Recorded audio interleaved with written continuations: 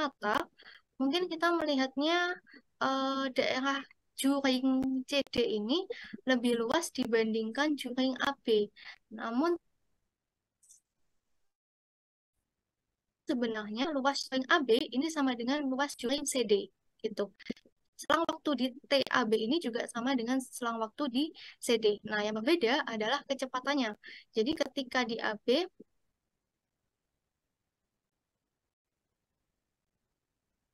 oh maaf, ini kebalik tandanya.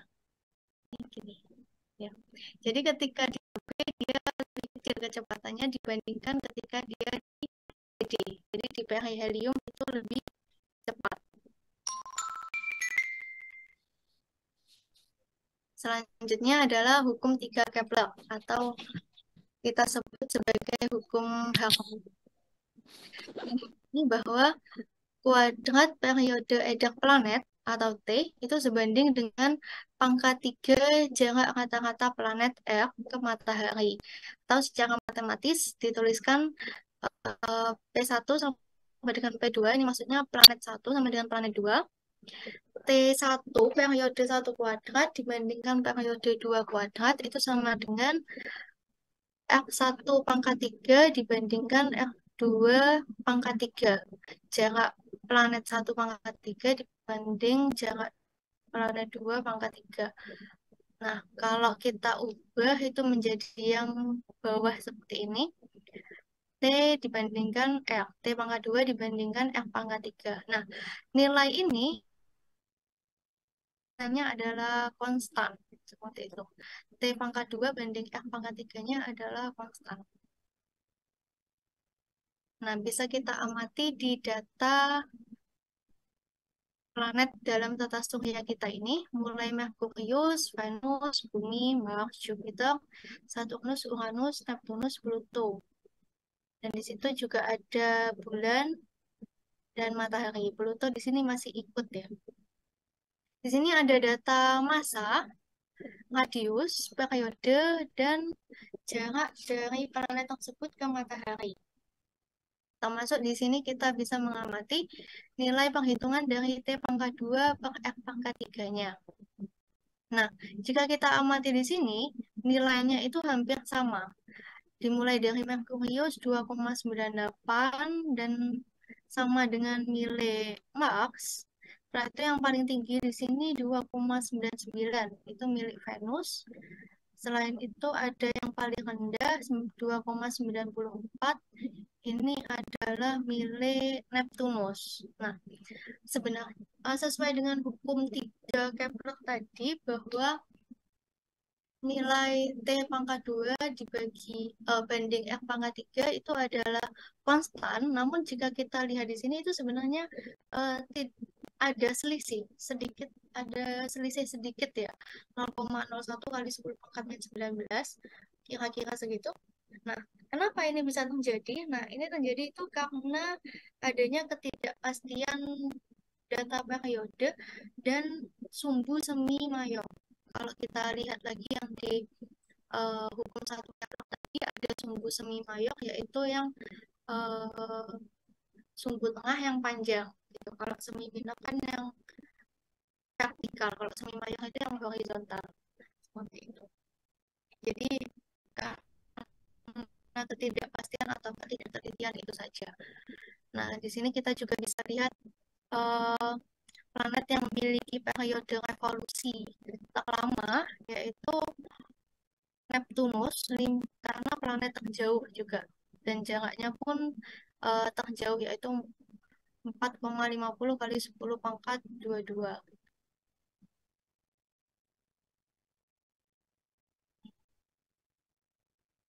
Selanjutnya adalah hukum Bode. Kita sedikit melihat sejarah dulu ya, teman-teman. Bode ini itu dari tahun 1764, itu ada yang namanya Bapak Charles Bonnet. Ini dalam bukunya menyebutkan bahwa terdapat 17 planet dalam tata surya sudah termasuk dengan planet dan satelit yang sudah ditemukan pada masa itu itu bisa jadi suatu saat nanti akan bertambah. Nah, tulisan beliau ini dalam bahasa Prancis kemudian pada tahun 1766 eh, diterjemahkan oleh Titius dalam bahasa Jerman. Nah, dalam terjemahannya ini, Titius menambahkan paragraf yang isinya adalah apabila jika semua planet pada tata surya itu mulai matahari sampai yang waktu itu yang sudah ditemukan adalah Saturnus itu dibagi dari 0 hingga 100. Jadi 0 untuk matahari, 100 untuk Saturnus, kemudian eh, Merkurius itu dipisahkan menjadi 4 bagian. Lalu kemudian Venus jadinya 4 plus 3 jadi 7 dan seterusnya. Akhirnya nanti ditemukan bahwa Mars itu pada ruang ada 28 bagian gitu. Ada di posisi 28. Sedangkan planet setelah Mars kan Jupiter. Nah, Jupiter ini baru gayanya baru muncul pada bagian ke-52. Nah, ada gap yang terlalu jauh antara 28 dan 52 ini. Kemudian, eh, nah di situ dia berasumsi mungkin di antara Mars dan Jupiter itu ada satelit milik Mars yang belum terdeteksi waktu itu. Gitu. Asumsinya hanya seperti itu. Kemudian di tahun 1768, saat Bode menulis bukunya, saat itu usia Bude masih 19 tahun. Jadi Bude menulis bukunya dan kemudian menemukan paragraf dari Titius ini. Nah, setelah itu dia publikasikan. Saat dia pertama kali dipublikasikan, itu berarti masih dengan planet yang dikenal saat itu, mulai Merkurius sampai Saturnus dengan celah antara Mars dan Jupiter. Nah, kemudian eh, hukum ini baru pada tahun 1781 eh, dengan ditemukannya planet Uranus, maka hukum bodi ini akhirnya bisa diterima karena perhitungannya cocok seperti itu. Nah, kemudian 20 tahun kemudian 1801 ditemukan Ceres atau asteroid terbesar yang ada di tata surya kita, di mana letak Ceres ini adalah di antara Mars dan Jupiter. Nah, akhirnya dengan ditemukannya Ceres ini, terjawablah sudah eh, benda langit yang ada di sekitar Mars dan Jupiter. Ternyata bukan satelit, melainkan adalah asteroid. Nah, perhitungannya pun cocok. Nah, namun di tahun 1846 saat ditemukan planet Neptunus, hukum Bode ini tidak bisa diterima lagi karena penghitungan Neptunus sampai selanjutnya itu sudah tidak sesuai karena sangat jauh dari perkiraan. Maka dari itu, karena ketidakstabilan ini serta tidak ada penjelasan teoritis, maka hukum Budi ini dianggap hanya sebagai kebetulan matematis, bukan merupakan suatu hukum alam seperti itu. Sehingga dalam literasi bahasa Inggris itu sebenarnya bukan disebut dengan hukum Bode, tapi disebut sebagai aturan Bode. Tapi ada juga beberapa literasi yang menyebutkan sebagai Bode Law, bukan Bode Rule gitu. Tapi kalau di literasi Indonesia kebanyakan menyebutnya adalah hukum Bode seperti itu. Nah, ini adalah kalau dari perhitungan Titius tadi, ini ada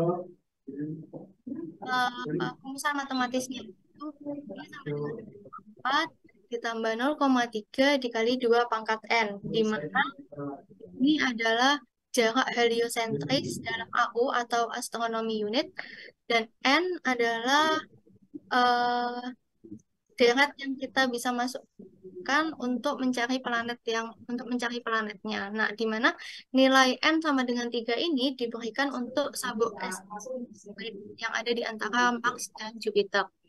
Nah, di sini negatif negatif negatif tak hingga. Ini adalah untuk Merkurius, lalu 0 untuk Venus, 1 untuk Bumi, 0 untuk Venus, 1 untuk Bumi, 2 untuk Mars. Kemudian 3 untuk sabuk asteroid. Lalu 4 itu langsung kita masuk ke Jupiter. Gitu. Namun di beberapa literasi yang lain itu juga menyebutkan bahwa matematisnya seperti ini. Ini lebih sederhana, yaitu D sama dengan N plus 4 dibagi 10. Jadi sama jarak heliosentris dari planet ke matahari dalam satuan astronomi. Kemudian N itu dia akan bilangan dari 0, 3, 6, 12, dan 24. Jadi loncatnya adalah 2 kali lipatnya. Dimulai dari 3. Nah, nilai N ini nilai N sebesar 24 diberikan untuk sabuk asteroid. Jadi 0 itu Merkurius, 3 Venus, 6 Bumi, 12 Mars, 24 asteroid. Nanti 48 Jupiter. Nah, ini perhitungannya kalau kita ikut step yang sebelumnya itu tadi. Jadi nol ini Merkurius, 3 Venus. Nah, jadi dari deret ini kita bisa lihat dari angka 3 ini kita lipat 2 kan sampai nanti 384 ya. Lalu ditambahkan 4 semua. Semuanya ditambah 4. Nah, setelah ditambah 4 kita bagi 10. Ketemu ini Merkurius, Venus, Bumi, Mars, Saturnus, Uranus, dan Neptunus. Ini berdasarkan hasil penghitungan sendiri. Nah, jika kita bandingkan, iya, mohon maaf. Jadi yang dimaksud oleh Titius dan Bode tadi itu sebenarnya gini. Awalnya itu di 2,8 ini tidak ada sesuatu, tidak diketahui apapun. Jadi dari 1,6 itu langsung loncat 5,2 Jupiter. 0,8 apa? Aneh. Sudah diketahui duluan bahwa 1,6 ini Mars dan 5,2 ini Jupiter. Nah, ini kalau kita bandingkan dari data planet, hasil penghitungan Titius Bode dan jarak sebenarnya. Jadi ini planet-planetnya, ini jarak prediksi dengan hitungan yang tadi, dan ini adalah jarak sebenarnya. Nah, bisa kita lihat di sini, kalau Merkurius itu selisihnya sedikit ya. 0,4, jarak sebenarnya adalah 0,39. Venus jaraknya juga tidak terlalu mencolok 0,7 dan 0,72. Ini malah sama persis, yaitu 1,0. Mars 1,6 dan 1,52. Lebih banyak jaraknya. Asteroid 2,8 dan 2,77. Jupiter ini juga hampir juga sama, yaitu 5,2, sama-sama 5,2. Saturnus ini sudah agak jauh, jarak prediksinya 10, jarak sebenarnya adalah 9,54. Uranus ini sama. Nah, seperti yang tadi dikatakan bahwa pada tahun 1846, ketika Neptunus ditemukan, itu sudah tidak sesuai dengan hukum penghitungan Bode ini. Jadi dia perhitungannya adalah 38,8, namun jarak sebenarnya adalah 30,07. Jadi selisihnya adalah 8,1 AU, di mana AU saja 150 juta kilometer. Jadi, selisihnya terlalu jauh. Dan apalagi kalau kita masih menganggap Pluto sebagai planet, maka jaraknya sangat-sangat jauh selisihnya antara yang prediksi dengan jarak sebenarnya. Nah, di samping ini adalah grafik perbandingan. Nah, perbandingan antara jarak yang bisa kita lihat di sini, Uranus masih sama, namun Neptunus sudah dan Pluto sudah melenceng jauh. Gitu. Selanjutnya adalah hukum gravitasi. Di hukum gravitasi ini kita kita kan dulu sering dapat cerita bahwa Newton dapat ilmu itu ketika beliau sedang duduk di bawah pohon. Nah, tiba-tiba mengamati pohon apel mengamati apel yang jatuh. Nah, di sini sebenarnya saat dia mengamati apel yang jatuh itu dia membayangkan mungkin semua objek di alam semesta saling mempengaruhi seperti cara apel jatuh. Namun setelah itu akhirnya dia timbul pertanyaan, kenapa apel yang kecil bisa jatuh ke bumi, tapi bulan yang jelas-jelas lebih besar tidak jatuh ke bumi. Kenapa hal ini terjadi? Akhirnya setelah analisis data, penelitian akhirnya pada tahun 1967 dia menuliskan pada bukunya Penghitungan bahwa besar gaya tarik menarik antara dua benda membanding lurus dengan massa masing-masing benda kembali dengan kuadrat jarak antar keduanya atau yang secara matematis kita seperti ini. Jadi F di sini ada dua benda dan massa 2. Massa 1 memberikan gaya pada massa 2 F12. Kemudian massa 2 gaya M1 menjadi F1 pada F itu aja rumusnya adalah F sama dikali F2 dibagi F pangkat 2. Mana F adalah gaya gravitasi dengan 1 Newton. F adalah jarak antara pusat massa. M1 dan M2 adalah massa 1 dan massa benda 2. Yang agak unik sebenarnya adalah Newton mengklasifikasi ini. Sebenarnya Newton itu belum tahu nilai dari nilai dari tetapan gravitasinya. Jadi dia hanya menuliskan G besar. Nah, baru tetapan gravitasi ini ditemukan 1 abad kemudian oleh Sir Henry Cavendish pada tahun 1704. Tapi pencobaannya seperti yang ada di layar. Jadi ini namanya neraca Cavendish.